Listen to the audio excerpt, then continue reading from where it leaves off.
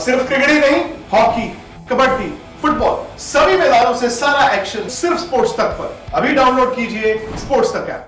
Weekend football action में आपका स्वागत है। सिद्धांत के साथ आज वापस आ गए हैं फुटबॉल की बातें करने के लिए, और इस वीकेंड जितनी लीग में बड़े बड़े मैचेस होने उसकी डिटेल्स आपको सामने मिलेगी। और जहां पर आपने स्लाइड देख ली होगी सबसे पहले ईपीएल की, तो 5 बड़े मैचेस, ऐसे तो कई सारे हैं कल और परसों को मिला के, लेकिन 5 बड़े मैचेस जो हैं वो सामने हैं, और उनमें भी जो सबसे बड़ा है वो सबसे ऊपर है।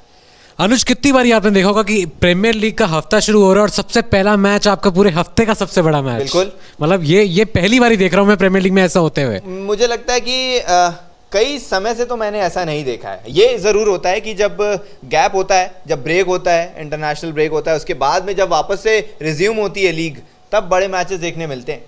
लेकिन ये वाकई में बहुत बड़ा मैच होगा, चेल्सी वर्सेस मैनचेस्टर सिटी।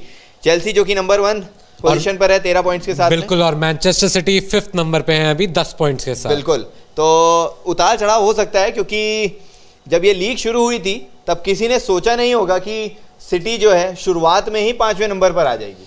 देखिए, उन पहले दिन ही जब आप टॉटनम से हार जाएं तो उसके बाद मैन सिटी ने बहुत अच्छा परफॉर्म किया, काफ़ी गोल्स मारे हैं। लेकिन पिछले हफ्ते फिर साउथहैम्पटन, जिन्होंने यूनाइटेड के अगेंस्ट भी ड्रॉ किया था, उन्होंने सिटी के अगेंस्ट भी ड्रॉ किया, और उसके कारण अब सिटी 3 पॉइंट पीछे है top of the table leaders Chelsea, United और लिवरपूल से। बिल्कुल, लेकिन बस यही है कि अगर सिटी जीतती है उस दिन चेल्सी के अगेंस्ट, अगर वो अपना मैच जीत जाते हैं, तो यही होगा कि धड़ाम से जो है चेल्सी नीचे आ जाएगी 4-5वें नंबर पर, और सिटी जो है ऊपर चले जाएगी। लेकिन चलिए, पॉइंट टेबल की बात तो होते रहेगी, लेकिन खिलाड़ियों के से रिलेटेड अगर बात की जाए तो ज़रूरी बात ये होगी कि चेल्सी ने काराबाओ में अपना मैच जो है लास्ट जीतते हुए आया है। और अगर सिटी की बात करें तो प्रीमियर लीग की अगर बात की जाए, प्लेयर्स की भरमार बहुत है, प्लेयर्स सारे बहुत प्लेयर्स हैं।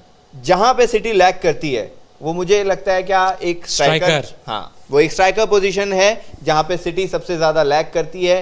गैब्रियल जीसस को खिला लें या फिर किसी भी मिडफील्डर को आप स्ट्राइकर का रोल दे दें। मतलब मेरे हिसाब से पेप गार्डियोला के साथ दिक्कत ये है, वो फॉल्स 9 जो खिलाने की कोशिश कर रहा है। इवन दो जीसस जो है, गैब्रियल जीसस, वो नंबर 9 प्रॉपर स्ट्राइकर है, लेकिन कभी वो एक गेम खेलते हैं फिर एक गेम बिठा देते हैं, नहीं हो पाता। और फिर पेप गार्डियोला के साथ दिक्कत ये है कि फरहान टोरेस भी उनकी टीम में, बीच में उन्हें आप लेफ्ट या राइट फ्लैंक पे खिलाने की कोशिश करते हैं, बीच में आप उन्हें स्ट्राइकर्स का रोल दे रहे थे।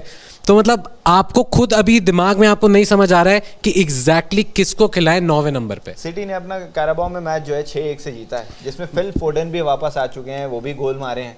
तो अब या तो ये दिक्कत होती है कि कम प्लेयर्स हैं, तो एक दिक्कत है कि भाई प्लेयर्स कम है। कभी दिक्कत होती है कि प्लेयर्स इतने हैं कि सिलेक्ट किसको करें।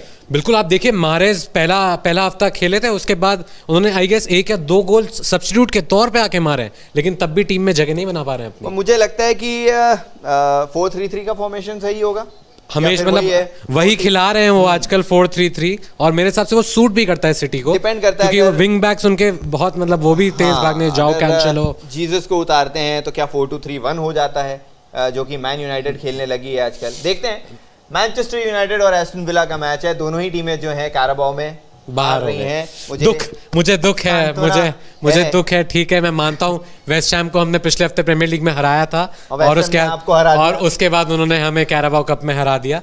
मानने की बात होगी कि एक ट्रॉफी जो आप जीतने की उम्मीद कर सकते थे यूनाइटेड से, वो एक तो खत्म हो ही गई।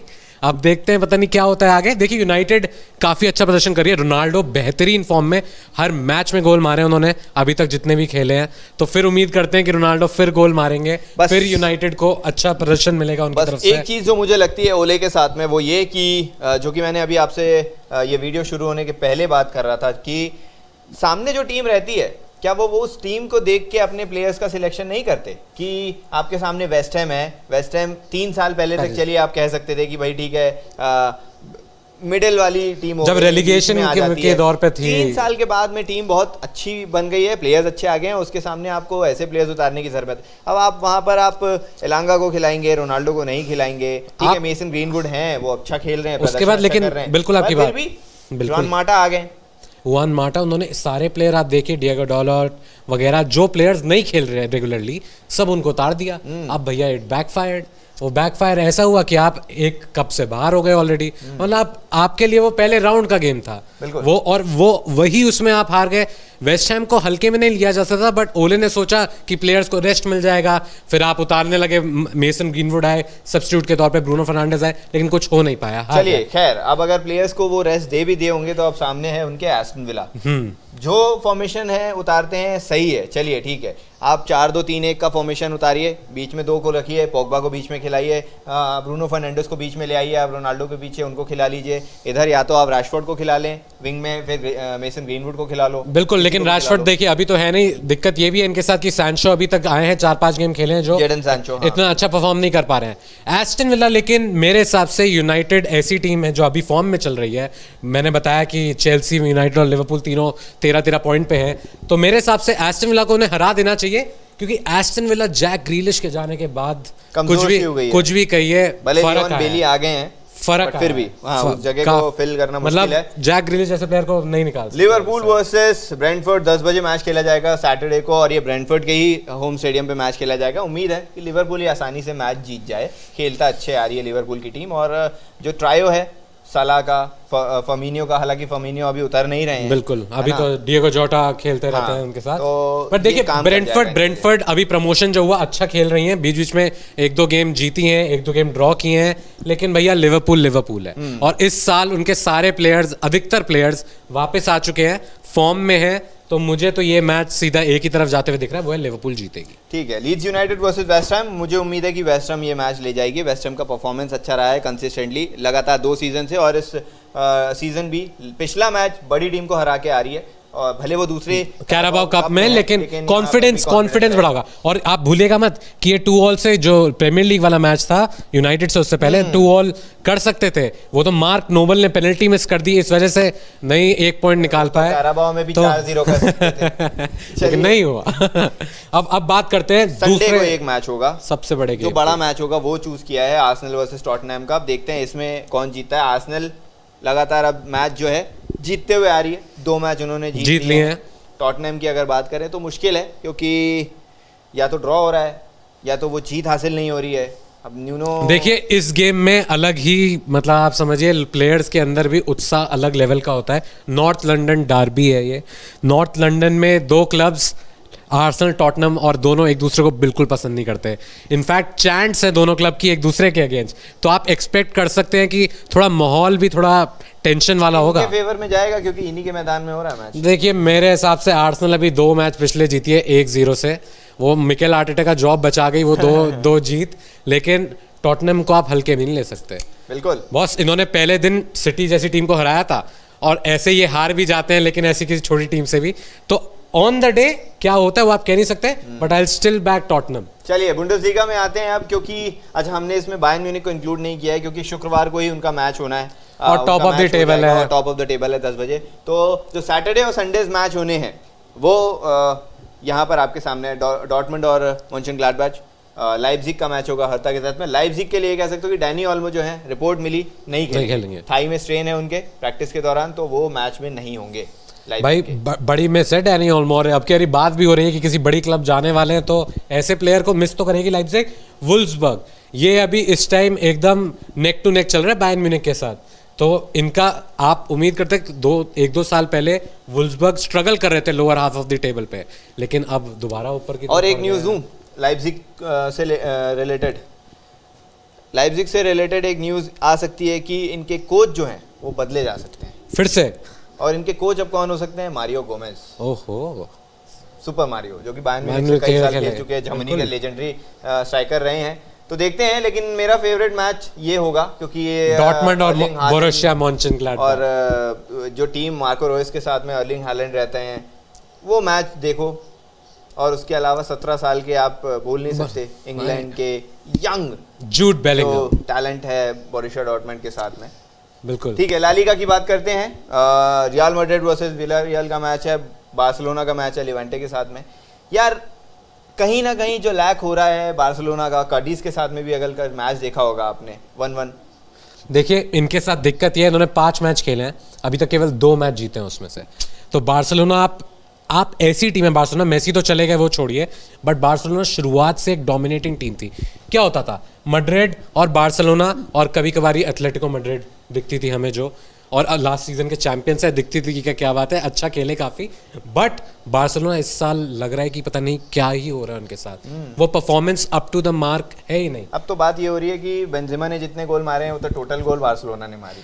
देखिए मतलब क्या ही बोले, एक मैच कम खेला इन्होंने रियल मैड्रिड के मुकाबले, लेकिन जब आप 5 में से केवल 2 गेम जीते तो आप पे ऑलरेडी प्रेशर है, और अभी तो सीजन की शुरुआत हुई है, तो आप बार्सिलोना का सोचिए, बार्सिलोना लेवांटे के अगेंस्ट खेल रहे हैं और ये भी नहीं जीतते हैं, तो भाई क्या ही बोले। यार रोनाल्ड कोमन इतने शानदार खिलाड़ी रहे हैं, वो खुद इतने एवर्टन का भी बहुत उद्धार किया था उन्होंने। बिल्कुल नहीं, और ये बात है वो यहाँ से खेले हैं, उन्होंने मैच देखा है, उन्होंने फुटबॉल जानी है, यहाँ की स्पेनिश लीग की, नेदरलैंड्स के बड़े खिलाड़ी रहे हैं, लेकिन इस क्लब से जुड़े रहे हैं वो, ऐसा नहीं है कि ये पहली बार ही। हाँ बिल्कुल, बार्सिलोना के फॉर्मर प्लेयर रहे हैं एकदम। और वो इसका ऐसा नहीं है कि इसके पहले क्लब को नहीं देखते रहे होंगे, कोई भी बड़ा खिलाड़ी है तो कम से कम दूसरे क्लब्स को वो देखता आ रहा है कि खिलाड़ी किस तरीके से होंगे, क्या होंगे, लेकिन सिर्फ और सिर्फ आप पेड्री, मेम्फिस डिपाई इन पे अगर छोड़ देंगे तो क्या हो जाएगा?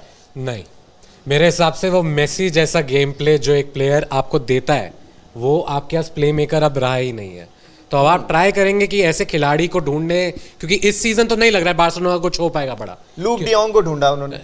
लूक डियोंग मतलब वो काफी टाइम से खेल रहे हैं, लेकिन आप समझिए मेसी की भरपाई तो करना भारी काम है। मैं कह रहा हूँ मैड्रिड के लिए एक और फायदा है, क्योंकि विला रियल का जो मिड वीक अभी चैंपियंस लीग क्लैश है वो यूनाइटेड के अगेंस्ट है, जिनको उन्होंने यूरोपा लीग में चैंपियंस लीग में मैच है, और मैं कह रहा हूँ यूरोपा लीग फाइनल में विला रियल ने यूनाइटेड को हराया था।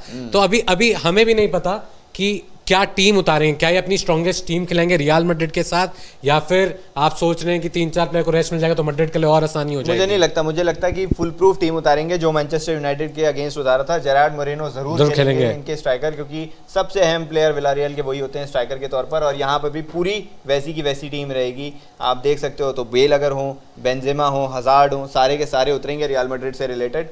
और ज़रूरी बात ये होती है कि बड़े बड़े खिलाड़ियों का नाम आता है, लेकिन विनीशियस जूनियर, देखिए विनीशियस जूनियर मतलब बहुत बात सुनिए, अच्छे प्लेयर हैं, फास्ट प्लेयर हैं, मतलब अगर आप उनकी पेस की बात करें तो विंग से जो भागते हैं वो काफ़ी कम प्लेयर हैं इस टाइम दुनिया में। एम्बापे हो गए एक, जो एकदम तेज तरार डिफेंडर्स को छोड़ के चल देते हैं। भले वो विंग से दौड़ें, सक्सेसफुल ड्रिबल बनाएं, तो ड्रिबल बना के ये चीज़ ज़रूर करते हैं कि वो भले अगर अटेम्प्ट करने ना जाएं, कम से कम वहाँ पे गैप ज़रूर ढूंढते हैं, डी के पास गैप ढूंढ के आप असिस्ट कर दो, गैप ढूंढते हैं, डाल दो। और दूसरी बात यह है कि आजकल वो जब गोल मारते हैं तो ऐसी सिचुएशन में मारते हैं जब टीम को एकदम जरूरत होती है। तो आप समझिए डिपेंडेबल प्लेयर हो गए हैं कि यंग हैं लेकिन काफी बेहतरीन प्रदर्शन कर रहे हैं। तो ये सारी जो है मैचेस होने वाले हैं, ये सारी लीग्स में 3 लीग्स की बात की, कई सारे मैचेस की बात की, मेरे ख्याल से 11 या 12 मैचेस की हमने चर्चा की है 3 लीग्स को मिला के। और ऐसा नहीं है कि सिर्फ यही मैच है, ये तो हमने सब बड़े बड़े मैचेस इंक्लूड किए हैं जो होने वाले हैं, जो आप भी देख रहे होंगे इस हफ्ते।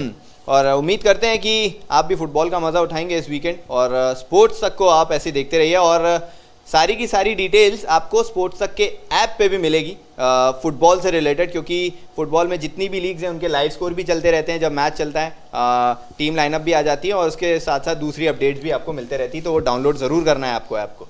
तो बिल्कुल आप समझिए, स्पोर्ट्स तक आपको लाइव अपडेट देता रहेगा, क्या हो रहा है, कैसे हो रहा है, प्लेयर्स कौन से आप अपनी फैंटेसी टीम में पिक कर सकते हैं, उनके बारे में सब डिटेल आती है, वो सब आप स्पोर्ट्स तक पे देख सकते हैं। तो ऐप डाउनलोड करिए इसी टाइम, सब्सक्राइब करिए हमारे यूट्यूब चैनल को। अब सिर्फ क्रिकेट ही नहीं, हॉकी, कबड्डी, फुटबॉल, सभी मैदानों से सारा एक्शन सिर्फ स्पोर्ट्स तक पर। अभी डाउनलोड कीजिए स्पोर्ट्स तक ऐप।